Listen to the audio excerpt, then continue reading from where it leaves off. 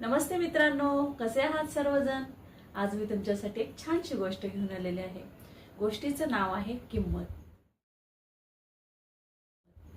एक नात आपल्या आजोबांना विचारते की आजोबा, किंमत म्हणजे काय हो? आजोबा म्हणतात, बाळा, आपल्या बागेत जा आणि तिथून तुला आवडणारे सगळ्यात सुंदर फूल तू तोडून आण। तर ती पळत पळत आपल्या बागेमध्ये जाते।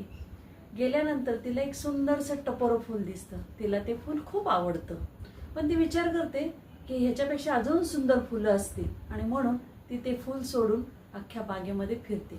पण त्या फुला इतकं सुंदर फूल तिला कुठेच मिळत नाही। ती पुन्हा पहिल्या फुलाकडे येते, पण बघते तर काय, तिथं ते फूलच नसतं। मग ती नाराज होऊन आपल्या आजोबांकडे जाते। आजोबा विचारतात, आणलंस का बाळा फूल? ती म्हणते, नाही ना आजोबा, मला जे फूल आवडलं होतं ना, ते फूल कोणीतरी तोडून नेलं। आजोबा म्हटले, बाळा, तू जो प्रश्न विचारला होतास ना, किंमत म्हणजे काय, जेव्हा तुला ते फूल आवडलं त्यावेळेस तू ते तोडलं नाही। तू काय अपेक्षा केली की अजून छान फूल मिळेल आणि तू त्या फुलाच्या शोधात निघाली, पण तोपर्यंत हातातले हे फूल गेलं होतं।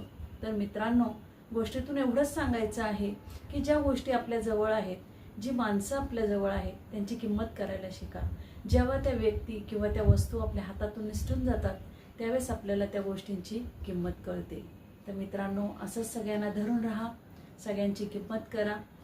गोष्ट आवडली असेल तर लाईक करा, शेअर करा, कमेंट करा आणि ऐकत राहा आणि वाचत